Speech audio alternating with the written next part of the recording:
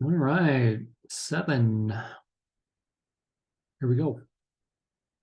So these next couple sessions, 7 and 8, we're going to talk about you and me. So I tell this your recovery, and it could even say your own or our own self-deception. Explain that and resources on that here in a little bit. So I'm a big fan of therapists, psychologists, coaches, lay leaders. If you're in the medical field, nurses, doctors, lawyers, whatever, doing and getting involved in their own recovery work. Okay. Like most mental health professionals who enter the field, I began graduate school thinking I could help others overcome their hurts. I came from a divorce family that was very messy and painful. So I went to college and on to graduate school to obtain a great deal of information to help others. Yet subconsciously, I applied the information to my own life and practiced some of the techniques and tools on myself. By doing so, I believe I would be healthy and able to help others. We are the wounded healers. Now, like most programs, I completed a psychological evaluation and received feedback about my strengths and weaknesses. Meaning graduate school, I had to pass or was assessed if I was healthy enough to get a degree. I had to participate and complete on my own individual therapy, as well as processing group, attend classes, write papers, and complete supervised practicum, internship, etc. With a degree in hand, some book knowledge, and limited experience, I set out to start my career as a mental health counselor because I was equipped, ready, and now self-actualized. Right? Well, maybe. Maybe not. So let's fast forward about 5 years, and I was working at a state correctional facility as a counselor, and there I began to see and understand the difference between mental health counselors and substance abuse counselors. In fact, after starting my own recovery journey, I had this joke. What's the difference between a mental health counselor and a substance abuse counselor? The answer is the substance abuse counselor is out of denial in regard to their issues. Most, if not close to all, substance abuse counselors are in that line of work because they themselves were once addicted to drugs and alcohol, drugs or alcohol. They found themselves at the end of their rope, admitting they were powerless over their addiction.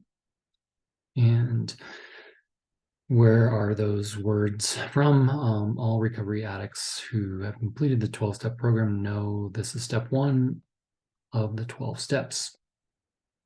Now, it was the middle of my career in corrections that I had to come to the end of myself with my sexual addiction, intimacy, anorexia, codependency, etc.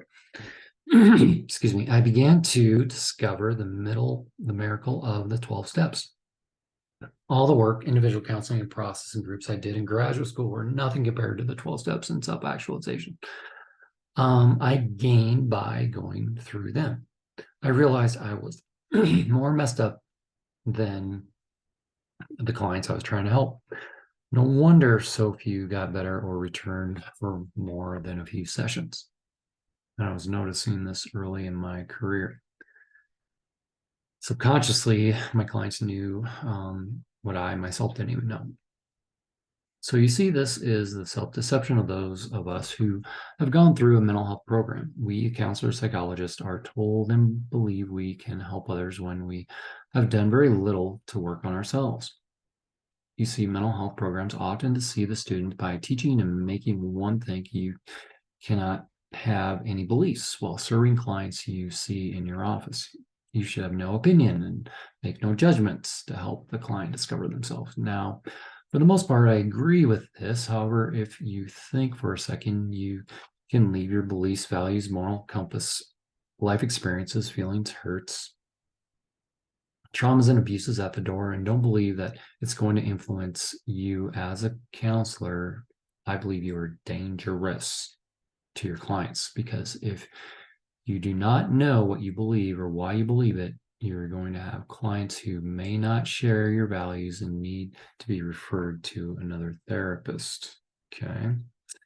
If you do not know your limits, You may potentially hurt your clients. Are we not to do no harm? That's the first rule of medical and mental health: do no harm. Do you think you can just be a blank sounding board without reacting and mirroring your client's beliefs, values, thoughts, and emotions? Should you not be able to be yourself? This is one of the first words we learn in recovery, and it's called codependency. We just covered that. Everyone in recovery knows codependency is not good and is unhealthy, yet as mental health counselors, is this what we are trained to do? So this is what I call the 4 boxes. A lot to think about these last couple slides. You may want to listen to this again, just some things to think about, okay? Unlearning. The easy thing to do is learn new things. The hard thing to do is unlearn what you think you know. Some of you, this and the next one are going to put you in cognitive dissonance a little bit, type 1 and type 2 especially.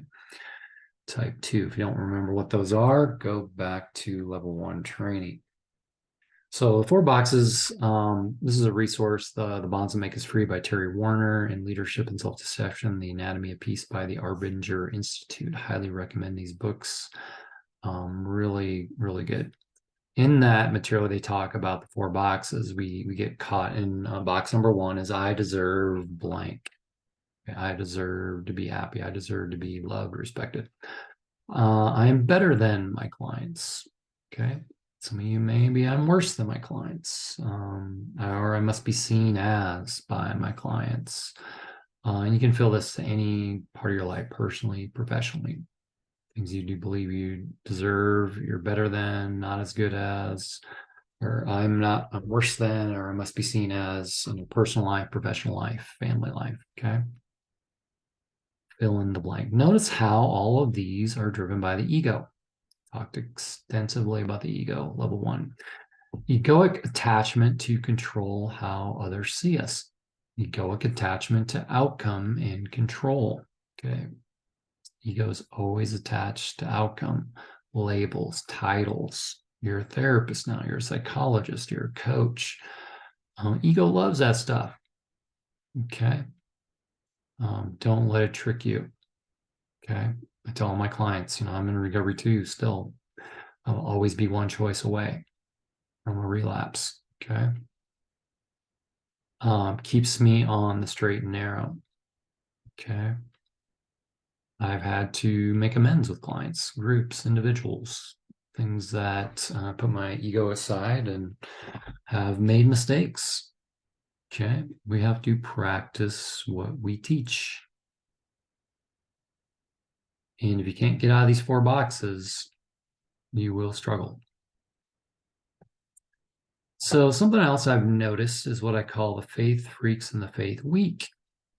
And I know there's a lot of discussion out there right now about spiritual programs, evidence-based programs, and either or stuff. Okay, let's stay out of either or and get into and.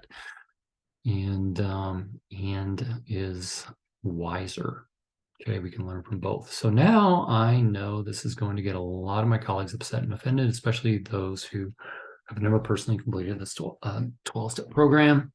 In the Power of Vulnerability, Brene Brown speaks and writes about living wholehearted. As you begin to be authentic and vulnerable, you are going to tick a lot of people off. And I'm okay with that.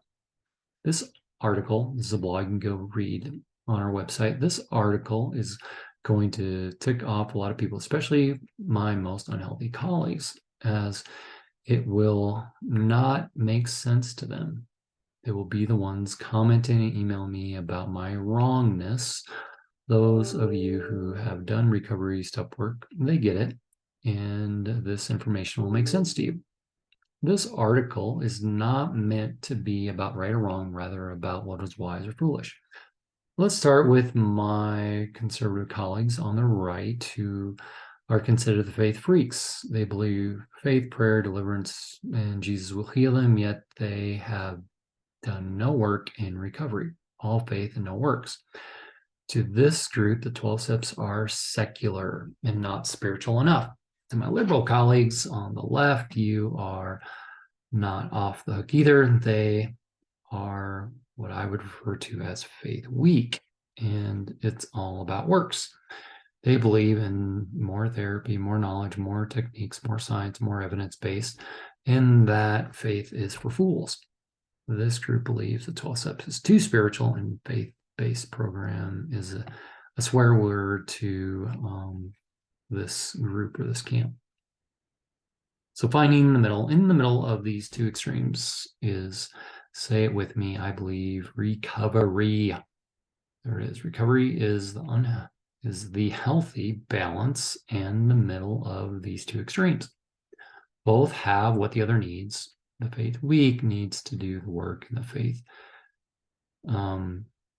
weak needs to consider the spiritual part of their humanity.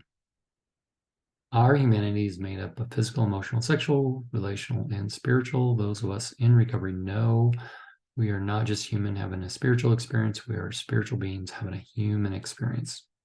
You cannot fully physically quantify or measure the spiritual part of our humanity. So check out the blog, the 12 steps in the self-deception of mental health. This is just an excerpt from that. All right. This was a shorter video to get you to begin to think about